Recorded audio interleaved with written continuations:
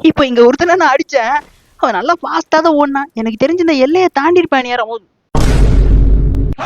இவன் ஓடின ஓட்டத்துக்கு இந்த எல்லையை தாண்டி இருப்பான் தான் நினைச்சேன். இங்கதான் உட்காந்துட்டு இருக்கேன். எது எப்படியோ நமக்கு சாதகமா போச்சு. அது மட்டும் இல்லாம இங்க ஒரு லேண்ட் பண்ணி வச்சுட்டு வருவோம். ஏன்னா அந்த பயவுல இங்க இறங்கினாலும் இறங்குவான். கொஞ்ச நேரம் கழிச்சு நீங்க நல்லா நோட் பண்ணுங்களேன். அந்த போயிட்டு இருக்கான்ல அவன் நம்ம கொஞ்ச நேரத்துக்கு முன்னாடி அடிச்ச மாதிரி சைட்ல இருந்து வேணா அடிக்கிறது. சிலந்தில வேணா மாட்டிக்கிட்டானே. இப்ப அந்த போன சோப்பு சட்டுக்காரன் தான் நினைக்கிறேன். ஏன்னா அங்க ஒரு சிலந்தி நான் அப்போதே விட்டுட்டு இருந்தேன். அதுலதான் மாட்டிட்டு இருக்கணும். இங்க ஒருத்த கார்ல போற பாருங்க.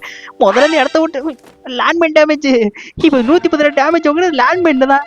இப்ப போனவன் அங்க போய் லேண்ட்மைன்ல கால வச்சிருக்கா பாருங்க. ஓசல் விட்டு கிடக்கு பொறக்கி கால வச்சிருப்பான் போல. இப்போ வந்து ஒரு பொழக்க இப்போ இந்த சிலந்தையும் விடுவான். இதுலயும் மாட்டிக்கிட்டானா நமக்கு ரொம்ப சரியா போயிடும்.